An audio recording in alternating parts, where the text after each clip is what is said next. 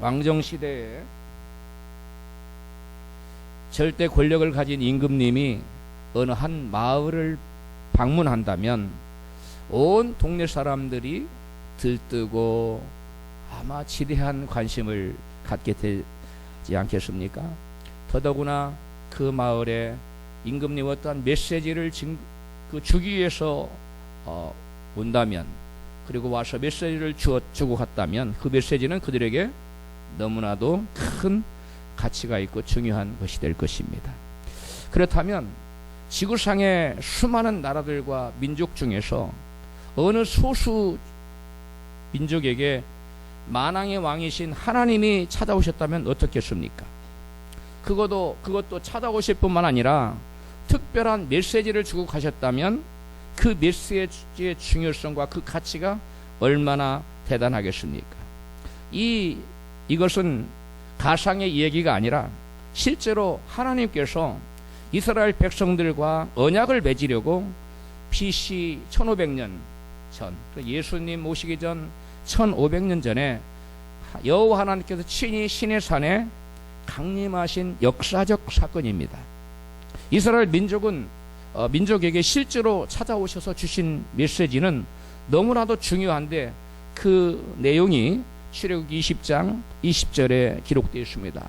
같이 읽습니다. 두려워 말라. 하나님이 강림하심은 너희를 시험하고 너희로 경외하여 범죄치 않게 하려 하심이니라. 아멘. 이 말씀에서 우리 인간을 향한 하나님의 최대의 관심사가 무엇인지 우리는 알 수 있습니다. 우리 하나님의 이스라엘을 향한 최대의 관심은 그들로 하여금 하나님을 경외함으로 범죄치 않게 하는데 있음을 알 수 있습니다. 하나님이 강림하신 것은 이스라엘 백성들로 하여금 이제는 더 이상 죄짓지 않기 위해 여호와를 경외하라는 메시지를 주기 위해서 오셨다는 것입니다. 더 이상 마귀의 종으로 죽음과 형벌을 두려워하지 말고 하나님의 자녀로 죄짓지 말고 하나님을 경외하도록 살기 위해서 하나님이 이 땅에 오셨다는 것입니다. 하나님이 육신을 입고 오신, 하나님이 신 육신의 옷을 입고 사람으로 모양으로 오신 분이 누구십니까? 바로 예수 그리스도신데, 그 예수께서 사람의 모양으로 이 땅에 오신 만왕의 왕이신 하나님이신 예수께서 이 땅에 오셔서 첫 번째로 하신 말씀, 첫 번째 메시지가 주신 메시지가 무엇입니까? 회개하고 복음을 믿으라는 말씀인데, 회개하고 죄에서 떠나서 하나님을 경외하며 살자는 그러한 메시지를 주신 것입니다. 예수님 오시기 전에 1500년 전 여호와 하나님께서 시내산에 강림하셔서 그들에게 더 이상 죄짓지 말고 여호와를 경외하라는 말씀을 주신 것과 동일한 말씀을 예수께서 오셔서 들려주신 것입니다. 그렇다면 과연 여호와를 경외하는 것이 무엇을 의미하는 것일까요? 여호와를 경외하는 것이 무엇을 의미하는지 구체적으로 성경 신명기 10장 12절에 잘 나타나 있습니다. 같이 읽습니다. 이스라엘아, 내 하나님 여호와께서 내게 요구하시는 것이 무엇이냐? 곧 내 하나님 여호와를 경외하여 그 모든 도를 행하고 그를 사랑하며 마음을 다하고 성품을 다하여 내 하나님 여호와를 섬기고 내가 오늘날 내 행복을 위하여 내게 명하는 여호와의 명령과 규례를 지킬 것이 아니냐. 아멘. 여호와 하나님께서 시내산에 강림하셔서 주신 말씀과 동일하게 하나님께서 요구하시는 것은 그들에게 여호와를 뭐하라고요? 경외하라는 것입니다. 여호와를 경외하고 사랑하여 그 명령을 지키라는 것입니다. 여호와를 경외한다는 말을 하나님은 다시금 반복해서 풀어서 부연 설명을 하셨는데요. 다른 말로 표현을 했는데, 여호와를 경외하는 것을 사랑하는 것과 또 섬기는 것과 그 명령을 지키시는 거라고 부연 설명을 했어요. 이 동격입니다. 영어를 보면 영어 성경 모두 다 투부정사로 표현을 했는데요. To fear, to work, to love, to serve the Lord your God 이렇게 되어 있어요. 전부 다 동격이에요. 그러니까 여호와를 경외하는 것은 바로 뭐냐? 하나님을 두려워하는 것이고, fear, 그 다음에 하나님을 뭐하는 거예요? 사랑하고 섬기는 겁니다. 그리고 주님의 명령을 지키는 것이 여호와를 경외하는 것이라는 말씀이에요. 여호와께서 이스라엘 백성들에게 여호와를 경외하라고 요구하신 이유는 한 가지 목적입니다. 저와 여러분이 여호와를 경외함으로 죄에서 떠나서 거룩하게 삶으로 말미암아 우리 인간으로 복받고 행복을 누리며 살도록 하기 위해서 우리에게 경외하라고 요구하신 겁니다. 하나님께서 저와 여러분에게 어떤 짐을 지어주려고 경외하라고 요구하시는 것이 아니라 하나님께서 저와 여러분에게 경외하라고 요구하시는 것은 딱 하나의 목적이 있는데 저와 여러분이 하나님 주신 복을 누리며 행복한 삶을 살라고 주님께서는 저와 여러분에게 바로 시내산에 강림하신 여호와께서도 육신을 입고 이 땅에 오신 예수 그리스도께서도 저와 여러분에게 너희들은 여호와를 경외하라고 요구하고 계십니다. 할렐루야.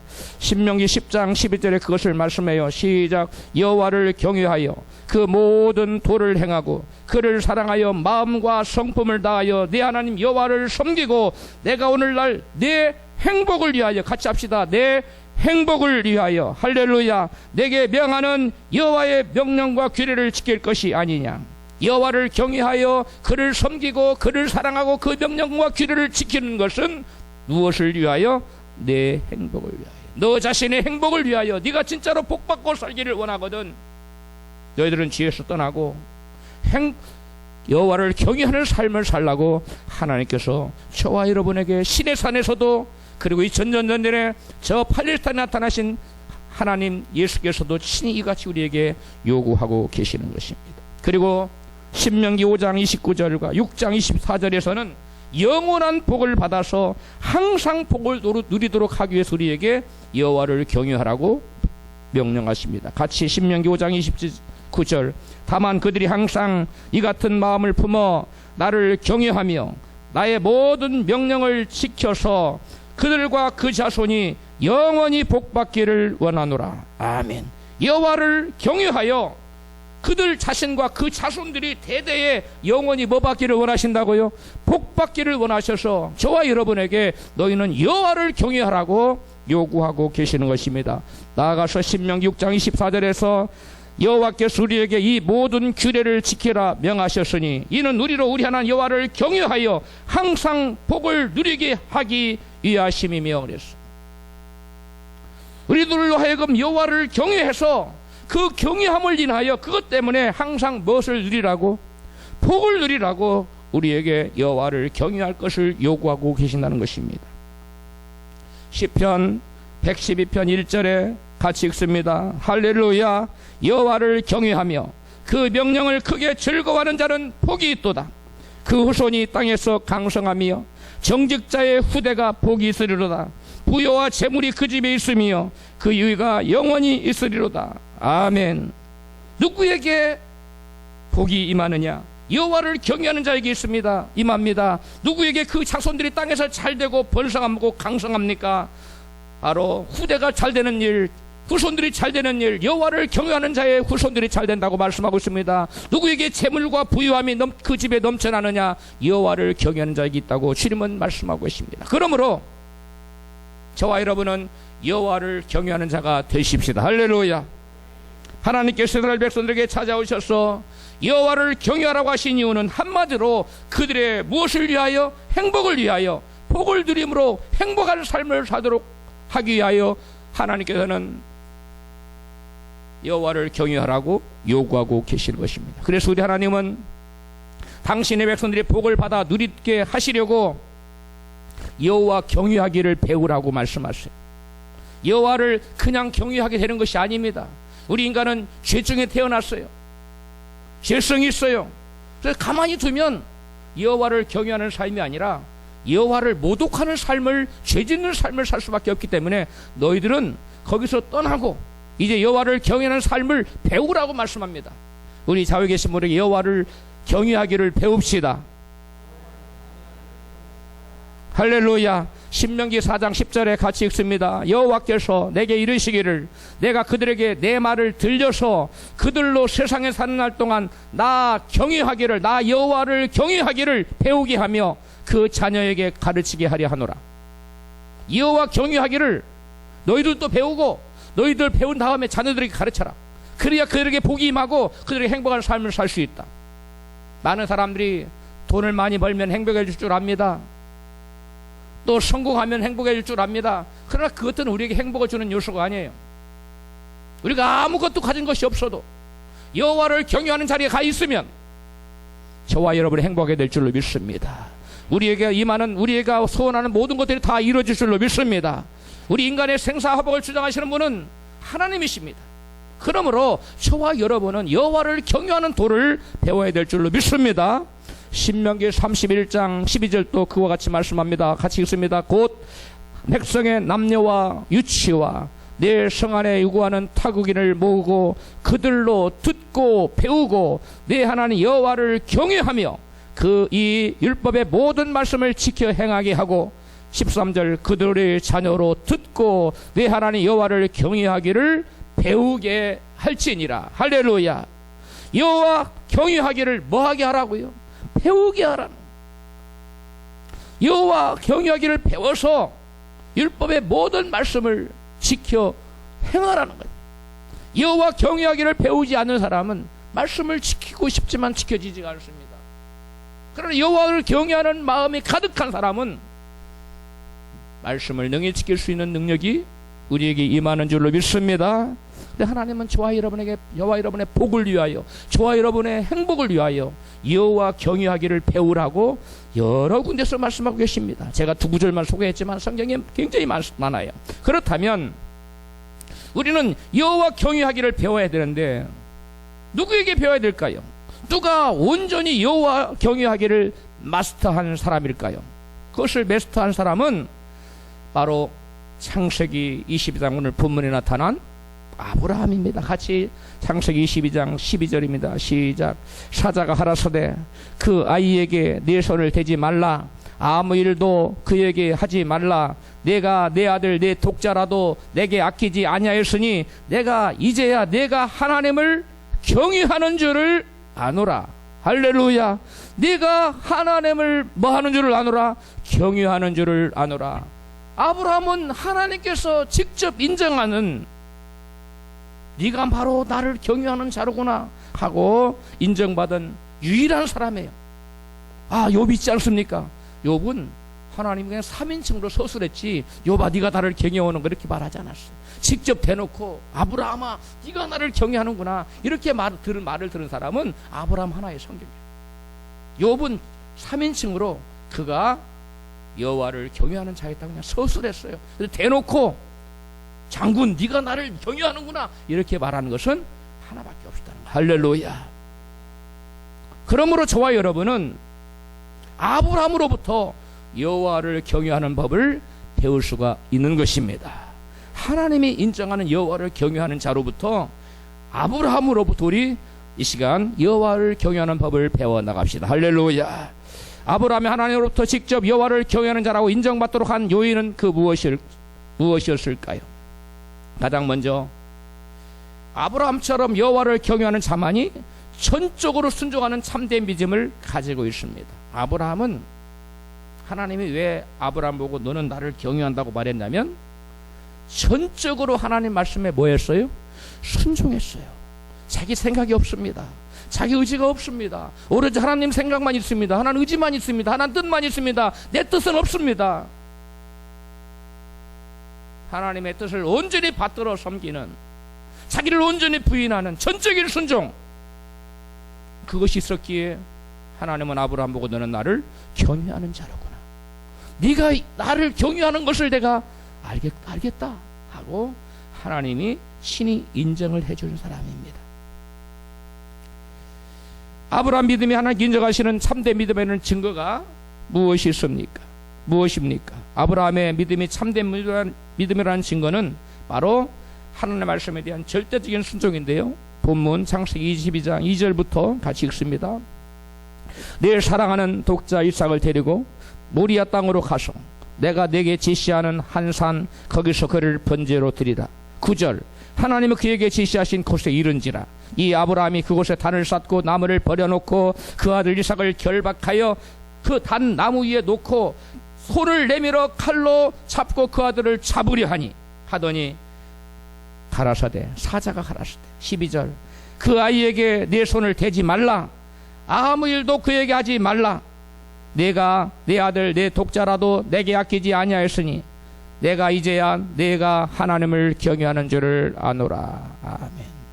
여기에 아브라함의 절대적인 순종하는 믿음을 이 존 베벨이라는 아주 성령 충만하고 신령한 그 주의종이 있었는데, 목사님이 있었는데, 그분이 여호와를 경외하라는 책에서 이와 같이 아브라함 믿음을 평가하고 있습니다. 같이 읽습니다. 아브라함의 믿음의 증거는 그의 부합하는 순종이었다. 그는 귀중한 아들을 하나님께 드렸다. 아브라함에게는 아무것도, 심지어 그의 아들일지라도 하나님께 순종하는 것보다 더 소중하지 않았다. 이것이 진정한 믿음이다. 이것이 아브라함이 믿음의 조상으로 존경받는 이유다. 이와 같은 믿음과 은혜의 증거를 오늘날 우리 교회에서 보고 있는가? 오늘 현대 교회에서 그것을 볼 수가 없다는 겁니다. 이어서 존 베벨은 믿음에 대해서 이같이 증거하고 있습니다. 우리 언어에서 믿는다라는 단어는 무엇의 존재를 정신적으로 인정하는 것으로 축소되었다. 사람들은 감정적으로 감동을 받아서 회개의 기도를 드리지만 곧 그들이 있었던 불순종의 길로 되돌아간다. 그들은 자신들을 변화시키는 능력이 결여된 감정적인 구원을 믿으며 계속 자신들을 위해 살아가고 있다. 자신들을 위해 살아서 자기가 주인 되는 사람은 결코 절대적인 순종을 할 수 있을까요? 하나님 뜻이 분명한 하나님 뜻을 가르쳐 줬는데도 하나님 뜻에 절대적으로 자기 의지를 꺾고 순종할 수 있을까요? 그건 불가능한 겁니다. 그들이 믿기는 한다. 그러나 성경은 말한다. 내가 하나님은 한 분이신 줄을 믿느냐? 잘하는도다. 귀신들도 믿고 떠느니라. 야고보서 2장 19절 말씀이죠. 마음이 바뀌지 않고 행동의 변화가 없을 때에 예수님을 인정하는 것이 무슨 유익이 있겠는가? 성경은 믿다라는 단어에 매우 다른 뜻을 반영하고 있다. 그것은 예수님의 존재를 인정하는 것보다 더 크다. 그것은 그분의 말씀과 뜻을 순종한다는 의미를 포함하고 있다. 이것이 히브리서 5장 9절을 설명해 준다. 이 잔 베벨의 책을 제가 보고 깜짝 놀란 것은, 제가 오래전에 나온 책인데,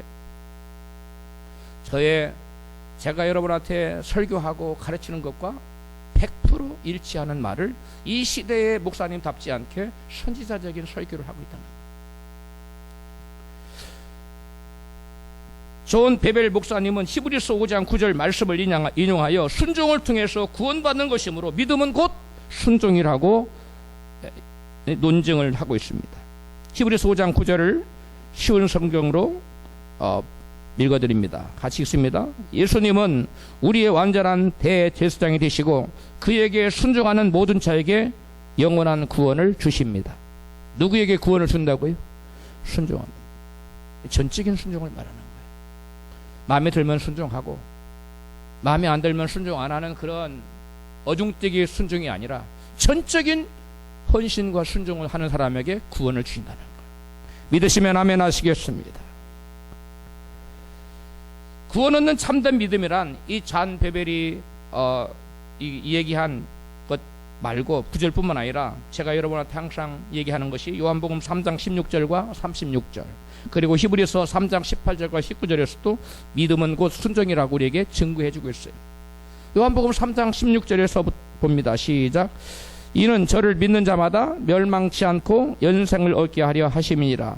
누가 영생을 얻어요? 믿는 자. 그런데 36절에서는 시작. 아들을 믿는 자는 영생이 있고 아들을 순종치 아니한 자는 영생을 보지 못하고. 여기 보니까 믿는 자는 영생이 있는데 순종치 않은 자는 영생이 없어요.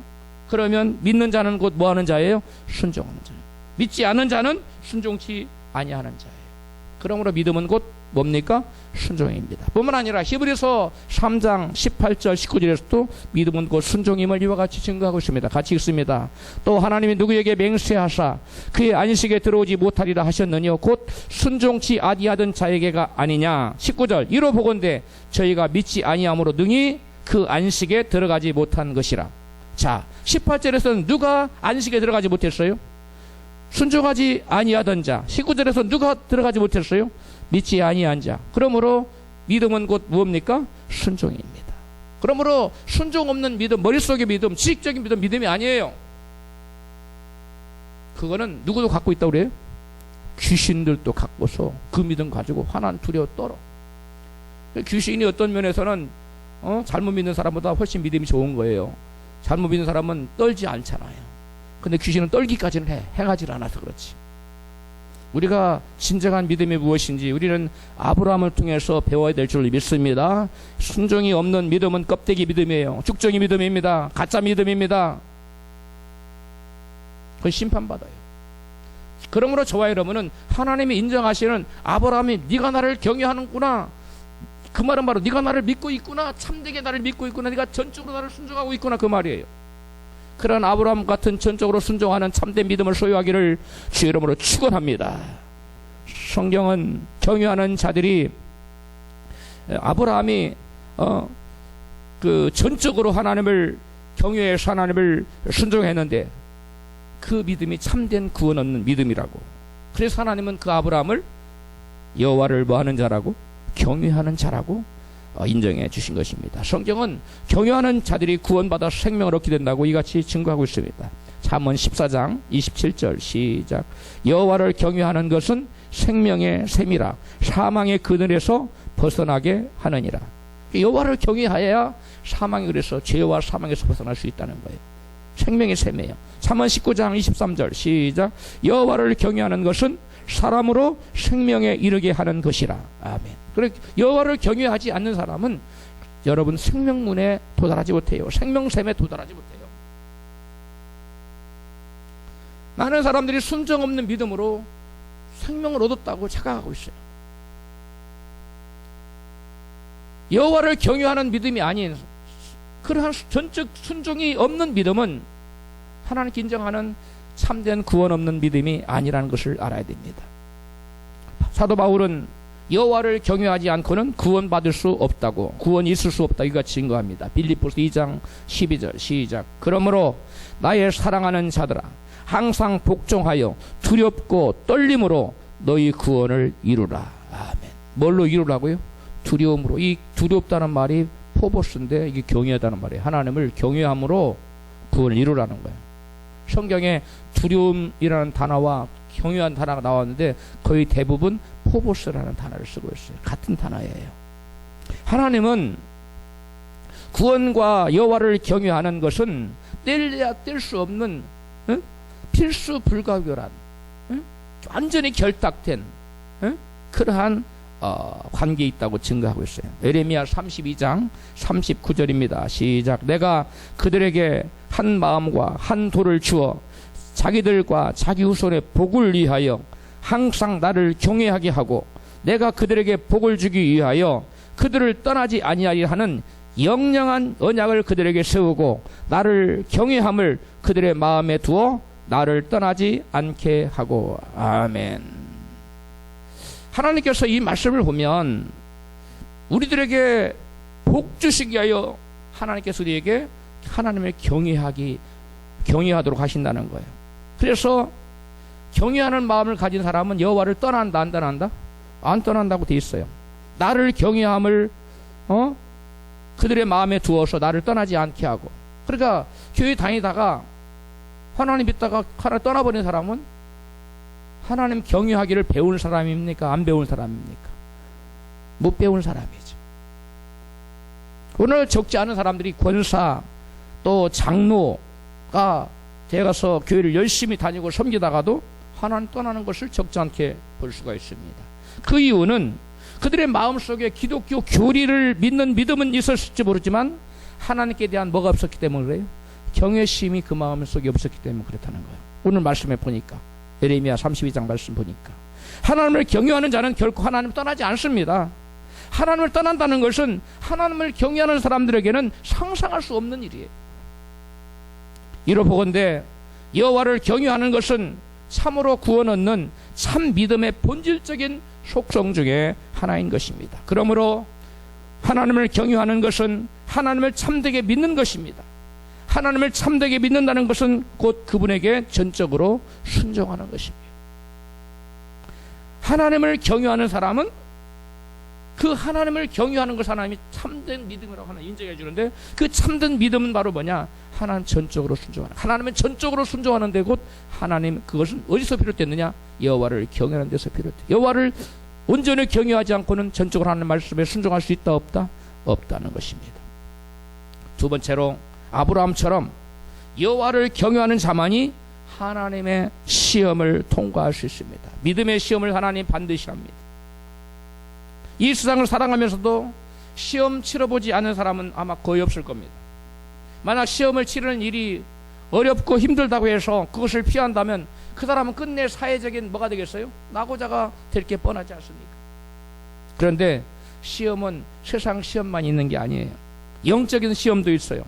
본문에 바로 여호와 하나님께서 아브라함을 시험하는, 이 시험은 테스트예요. 마귀가 주는 것은 템프테이션, 그건 유혹입니다. 그 시험에서 넘어뜨려서 망하게 하려는 마귀의 유혹의 시험이 있는가 하면 하나님께서 우리의 시험을 통해 더 큰 복을 주시려고, 우리의 믿음의 정도만큼 하나님께 복을 주시는데, 얼마만큼 믿음이 올라왔나, 내가 얼마나 상을 지금 예비하고 있는데 그것을 테스트하기 위해서 하나님은 우리를 테스트하고 있어요. 시험해요. 우리를 살리기 위한 시험이고 더 큰 복을 주시기 위한 하나님의 시험입니다. 그런데 여기에 보니까 창세기 22장 1절 시작. 이 일 후에 하나님이 아브라함을 시험하시려고 그를 부르시되, 하나님 뭐 하시려고? 시험하시려고. 여기 테스트했다는 거. 여기서 우리가 생각해 볼 점은, 하나님이 아브라함을 시험할 때 아브라함이 내가 지금 하나님께 시험 받고 있구나 의식했을까요? 못하고 있었을까요? 못했습니다. 부지불식간에 하나님의 시험 옵니다. 세상의 시험은 언제 몇 시에 무슨 과목 무슨 내용의 시험 본다, 우리 다 알려주고 시험 보지요. 대학 입시는 몇 월 며칠이다 다 알려져 있지요. 그리고 준비하고 시험 봅니다. 그런데 하나님은 그렇게 하지 않아요.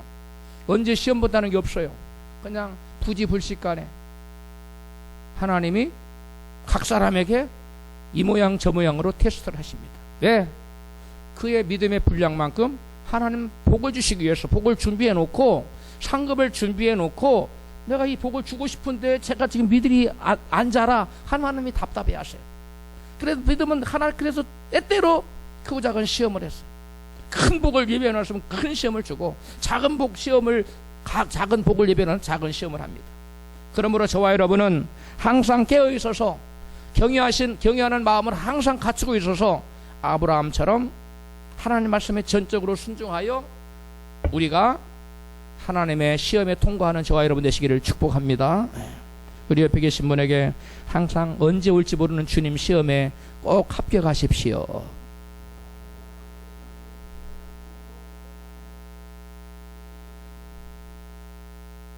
우리의 미래가 그냥 우연히 펼쳐지는 게 아닙니다.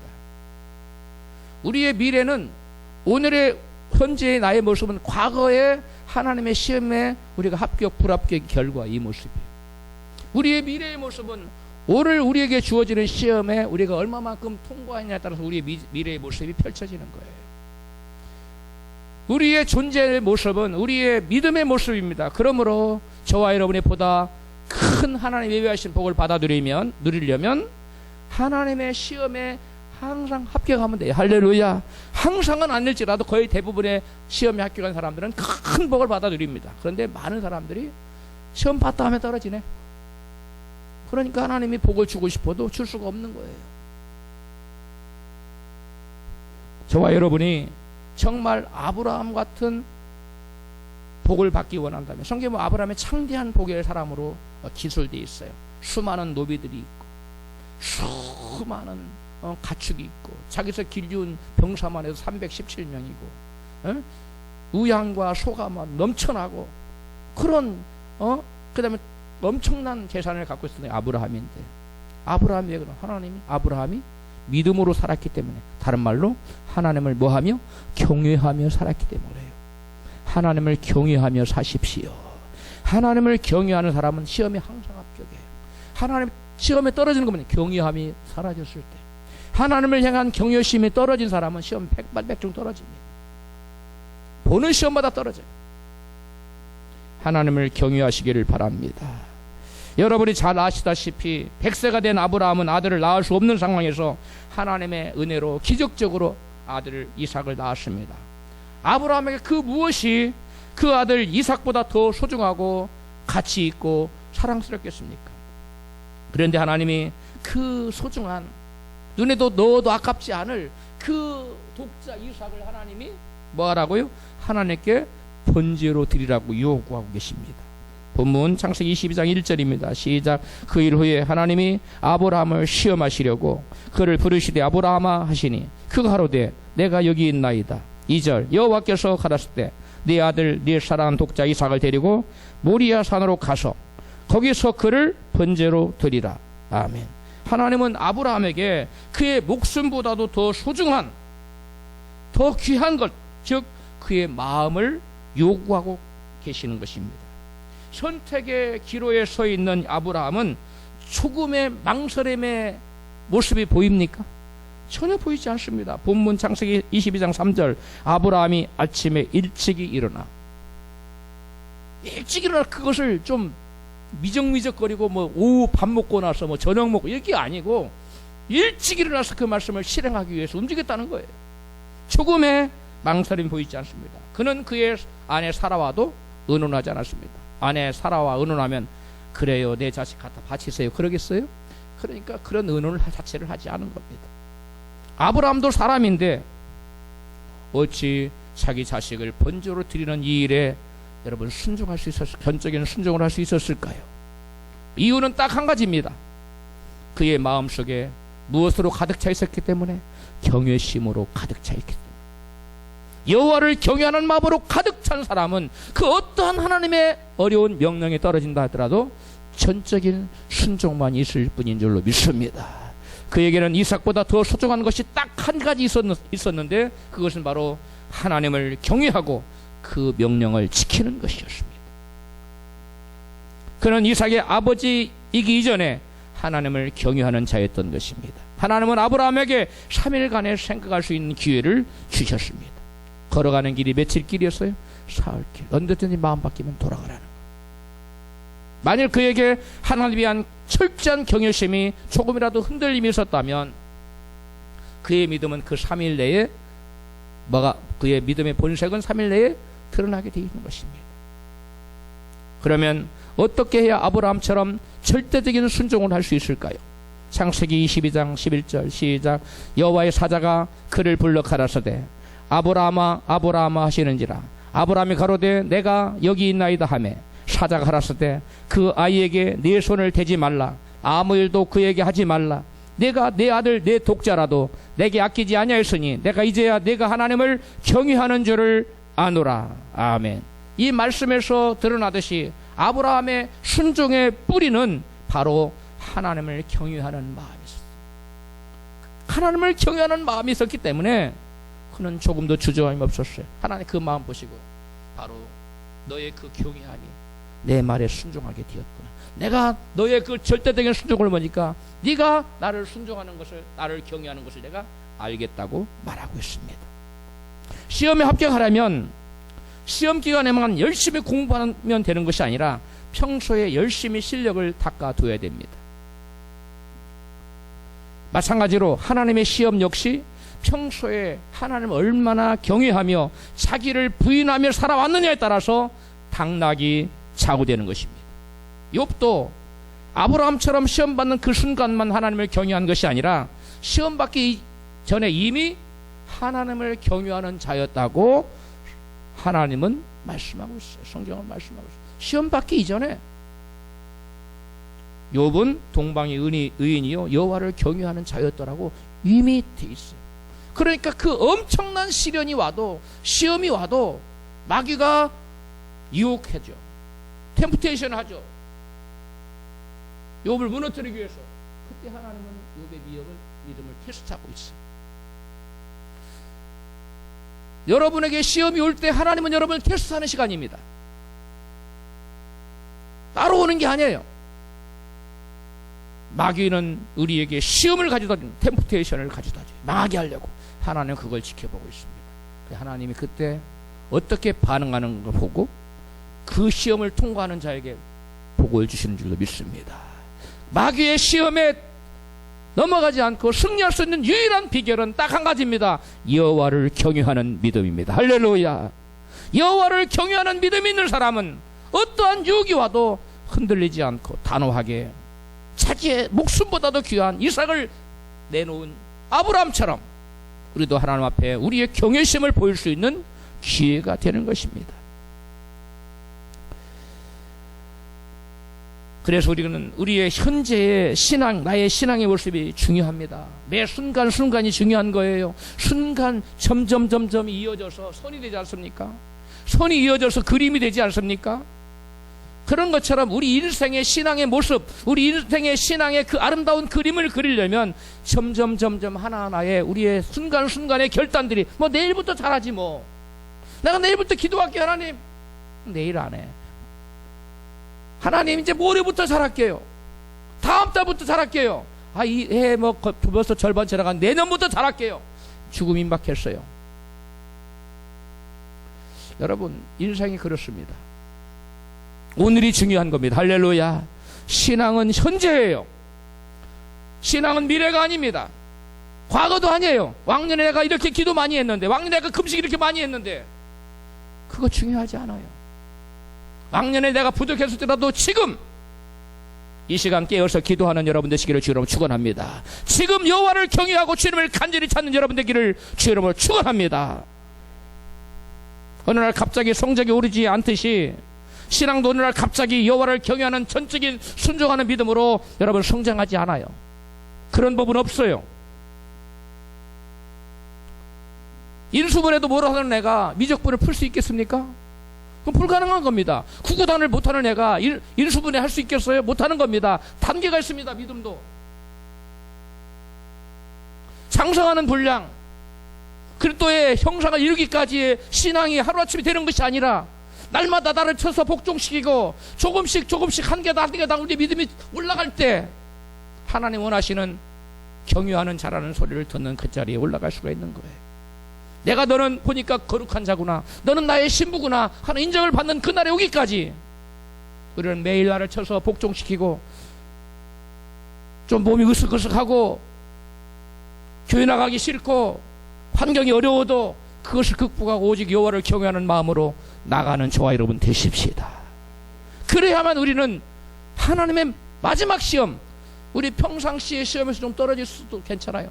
그건 전투와 같으니까. 최후의 전쟁이 지면 안 되듯이 우리의 짜잘한 시험은 한두 번 떨어진다 하더라도 마지막 시험, 네가 과연 나를 믿느냐, 네가 과연 천국 시민 되게 합당하느냐 하는 하나님의 그 시험에 합격하기 위해서 저와 여러분 날마다 나를 부인하고 나를 쳐서 복종시키고 옛사람을 죽이고 예수께서 걸어가신 그 십자가의 길을 걸어가는 저와 여러분 되어야 될 줄로 믿습니다. 세 번째로 마지막입니다. 아브라함처럼 여호와를 경외하는 자만이 하나님과 친밀한 친구가 될 수가 있습니다. 하나님과의 친밀함이란 마치 육신의 아버지를 대하듯이 기도 중에 아빠 이렇게 부르면서 격이 없이 대하는 것을 뜻하지 않습니다. 진정한 하나님과의 친밀함은 그런 인간적인 표현을 통해서가 아니라 하나님을 경외하는 마음과 거룩한 삶을 통해서 얻어집니다. 여호와를 경외하는 자에게 친밀함이 있어요. 시편 25편 14절 이번 주 요절입니다.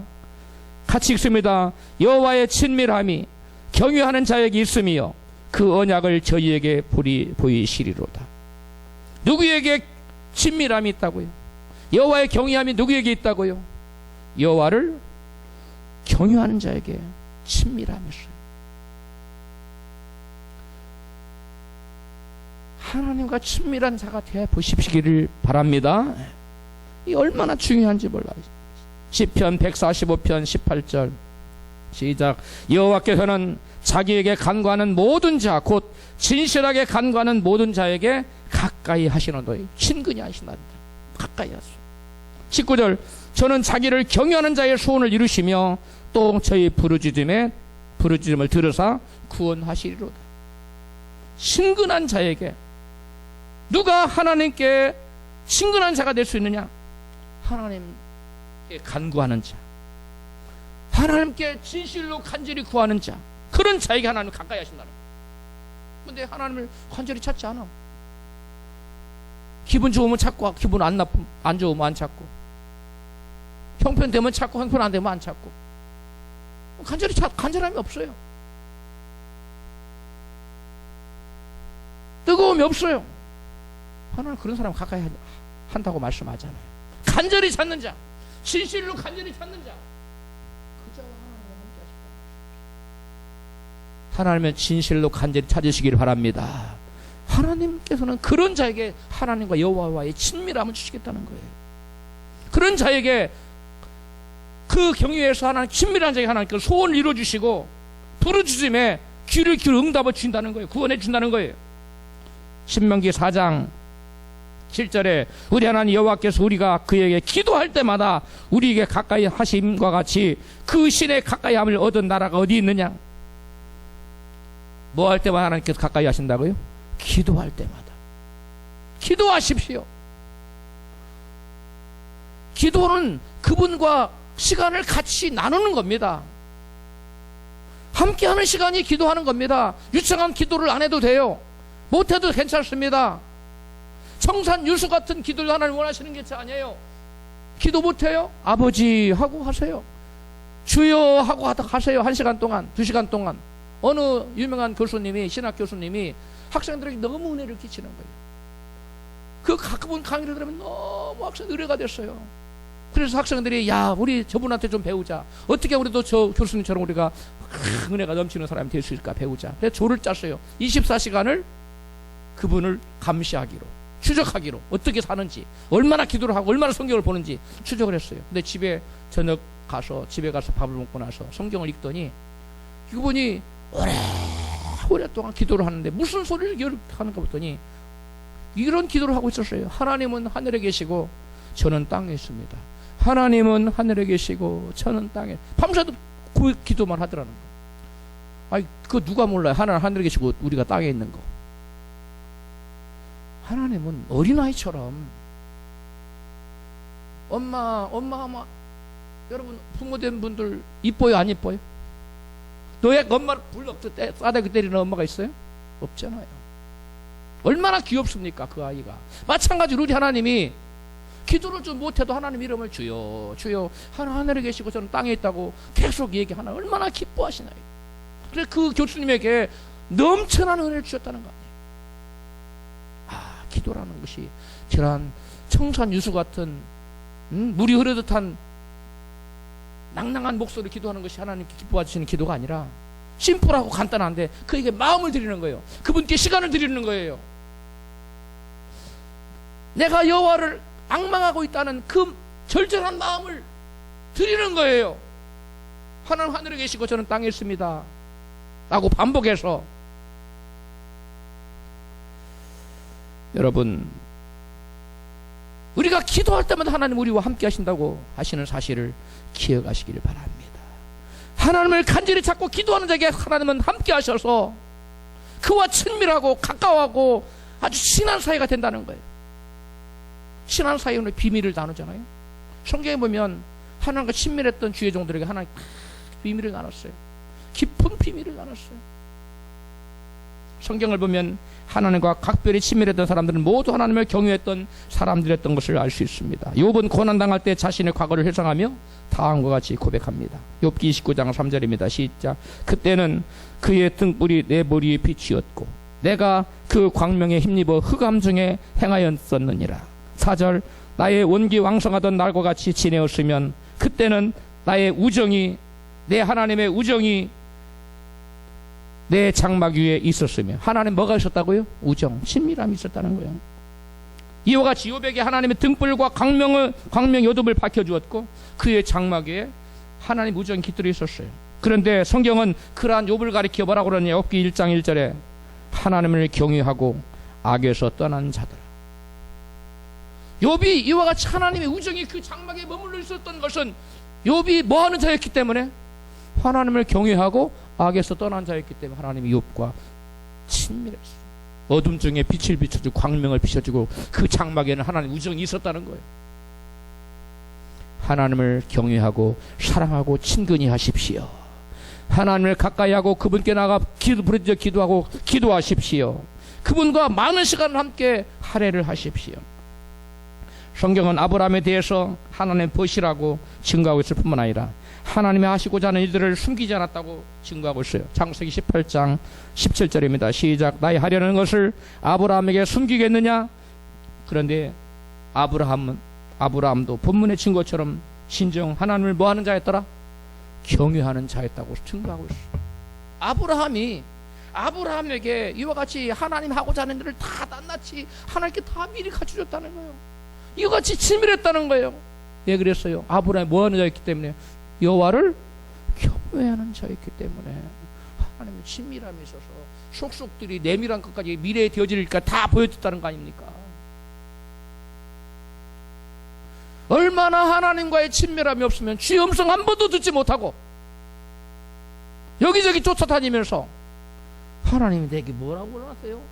맨날 묻기만 하고 답답하지 않습니까? 하나님과 친밀한 분이 되시기를 바랍니다.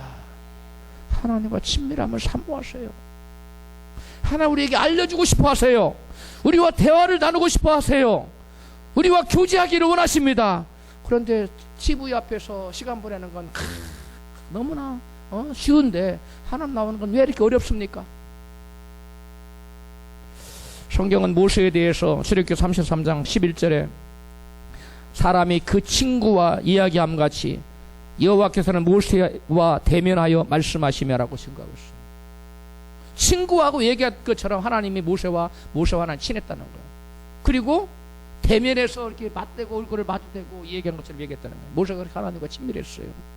심지어 하나님은 모세에게 이스라엘 백성 내가 순식간에 다 멸해서 없애버리겠다. 그리고 내가 너의 후손을 통해서 새로운 민족을 일으키겠다고 말씀했어요. 모세가 아닙니다. 하나님. 그러면 하나님이 저 백성을 저기에서 애굽에서 구원해낼 능력이 있는데 가나안 인도해드릴 능력이 없어서 도중에 다 죽였다고 그러면 하나님의 명예에 금이 가니까 안 됩니다. 만약 그럴 것이면 제 이름을 생명책에서 지워주세요 라고 모세가 강력히 아뢰니까 하나님이 그 교육을 취소했어요. 하나님 뜻이 돌이켜버렸어요. 하나님과 친밀한 자가 기도하면 하나님은 역사를 바꿔버린다는 거예요. 그 나라 민족의 역사가 다 죽을 운명에서 살아나는 놀라운 일이 모세와 하나님과의 무엇 때문에? 친밀함 때문에 이루어졌다. 할렐루야. 성경은 하나님과 친밀해지려면 깨끗하고 정결한 자가 되어야 된다고 증거해요. 잠언서 22장 11절입니다. 시작. 마음의 정결을 사모하는 자의 입술에는 덕이 있으므로 임금이 그의 친구가 되느니라. 이처럼 오직 마음이 청결하고 깨끗한 사람만이 하나님의 친구가 될 수 있습니다. 하나님의 친구가 되려면 마음이 깨끗해져야 되는데 어떻게 마음이 깨끗해질 수 있습니까? 고린도후서 7장 1절입니다. 시작. 우리가 하나님을 두려워하는 가운데서 거룩함을 온전히 이루어 뭐하는 가운데서? 하나님을 경외하는 가운데 거룩함을 온전히 이루어 육과 영의 온갖 더러운 데서 자신을 뭐하자? 깨끗게 하자. 우리가 자신을 깨끗게 하는 것은 한 가지 방법밖에 없어요. 여호와를 경외하는 데 있는 거예요. 여호와를 경외하는 자는 그 마음이 깨끗해져요. 거룩해집니다. 거룩의 열매가 어디서 맺혀지느냐? 그 마음에 여호와를 경외하는 마음, 경외심이 가득 찬 사람. 그 어떠한 일도 하나님의 마음을 상하게 할까봐, 아프게 할까봐 모든 걸 싫다면 난 그거 안 해. 이 일은 하나님 기뻐하지 않아. 단호히 물러설 수 있는 그런 사람이 깨끗함을 유지할 수, 거룩함을 유지할 수 있다는 거예요. 그러므로 하나님의 친구가 되려면 하나님을 경외해야 됩니다. 할렐루야. 우리가 하나님의 친구가 되는 또 다른 방법을 예수님이 같이 말씀합니다. 요한복음 15장 14절입니다. 시작. 너희가 나의 명하는 대로 행하면 곧 나의 친구라. 하나는 아무에게나 예수님이 당신 친구라고 말하지 않았어요. 예수님이 12 제자들이 너희들은 나의 친구라고 말했지. 극소수입니다. 믿는 자라고 하나님 다 내 친구다 말하지 않아요. 어떤 자가 주님의 친구와 예수님의 친구가 될 수 있다고요? 말씀을 지키고 순종하는 자. 그런데 본문에 나타난 아브라함의 순종이 보여주듯이 순종은 곧 여호와를 경외하는 결과물이에요. 순종 누가 할 수 있느냐? 여호와를 경외하는 자만이 순종할 수 있어요. 여호와를 경외하지 않는 자는 절대로 하늘이 두 쪽 나도록 순종하는 여러분 능력이 없습니다. 못해요. 그 사람은 죄의 지배를 받기 때문에, 마귀의 지배를 받고 살기 때문에 자기가 주인으로 타는 것 같죠? 자기가 주인이 아니에요. 사실은 마귀가 주인이에요. 그 사람은 이게 마귀가 하자는 대로 하는 거예요. 그러니까 순종 못하지요. 성령께서 우리 안에 와서 우리에게 순종하게 계속 감동을 주시고 하지만 그거 무시해요. 그 사람이 그걸 주장하지 못해요. 성령의 지배를 받지 못해요. 말씀의 지배를 받지 못해요. 마귀의 지배를 받습니다. 자기 마음대로 하는 거예요. 자기 마음대로 하는 것 같지만 사실은 누구 마음대로 하는 거다? 마귀 마음대로 하는 거예요. 우리가 하나님의 친한 하나님 친한 친구가 되려면 하나님을 경유하는 자가 되어야 될 줄 믿습니다. 아브라함은 하나님을 경유하는 자였습니다. 그 결과 아브라함에게는 여호와 하나님의 비밀한 것도 공유하는 깊은 친밀함이 있었던 겁니다. 성경에 의하면 하나님 마음에 합한 자였던 하나님의 사람 다윗이 가장 소망한 게 뭐냐면 하나님과의 친밀함이었어요. 시편 42편 1절 시작. 하나님이여 사슴이 시냇물을 찾기에 갈급함 같이 내 영혼이 주를 찾기에 갈급하라요. 목마른 사슴이 물을 찾기에 얼마나 시냇물을 갈급합니까? 그런 심령으로 다윗은 여호와를 찾기에 갈급했어요. 왜 그래요? 하나님과의 친밀함 때문에. 친밀함을 위해서 다윗이 그렇게 하나님의 은혜를 사모했어. 여러분 하나님의 은혜를 그렇게 사모하고 있습니까? 그러한 사모함이 있어야 될 줄로 믿습니다. 가장 위대한 사도였던 바울도 역시 같은 소망을 가졌어요. 그리스도의 몸된 교회를 위하여 내 몸에 그리스도의 고난을 내 몸에 채운다고. 하나님의 친밀함 때문에 그런 겁니다. 여호와를 경외하라는 책에서 존 베벨 목사님은 이렇게 말했습니다. 주님을 경외하는 것이 하나님과의 친밀함의 관계의 시작임의 출발점이다. 하나님을 경외하는 마음이 우리 안에 굳건히 뿌리 내릴 때까지는 하나님과의 친밀한 관계 그리고 우정이 시작되지도 않을 것이다. 왜 하나님과 친밀함이 없는 거예요? 하나님 경외함이 없기 때문에 친밀함 어디서부터 시작된다고요? 경외함. 그게 첫 출발이에요. 왜 경외함이 없는데 무슨 친밀함이 있어요? 이 존 베벨 목사님이 아주 귀한 이 지적을 하고 있는 겁니다. 그러므로 우리 모두 마음을 다하여 하나님을 경외할 수 있는 자 될 수 있도록 날마다 자신을 부인하고 우리가 믿음으로 살아가야 됩니다. 그래서 하나님과 더욱더 친밀하여지고 주님을 더 깊이 체험하고 알아가는 저와 여러분 되시기를 축원합니다. 사랑하는 성도 여러분, 우리가 참된 믿음을 가지고 끝까지 하나님을 섬기는 것은 하나님을 경외하느냐에 달려 있습니다. 마음을 다하여 여호와 하나님을 경외하지 않고 참 신자가 되어서 인생 끝날까지 신앙 생활을 유지하는 것은 불가능한 것입니다. 하나님을 경외하는 것은 영원의 구원과 이생과 영생의 축복과 하나님과 친밀함을 위해서 절대적으로 여러분 중요합니다. 아주 사활적으로 중요한 거예요. 그러므로 하나님이여 나의 마음속에 하나님을 경외하는 마음을 주옵소서라고 간절히 기도하십시오. 그리하여 하나님의 벗 아브라함처럼 동방의 의인 욥처럼 하나님과 대면했던 모세처럼 마음을 다하여 하나님을 여호와 하나님을 경외하는 자 될 수 있기를 주의 이름으로 축원합니다.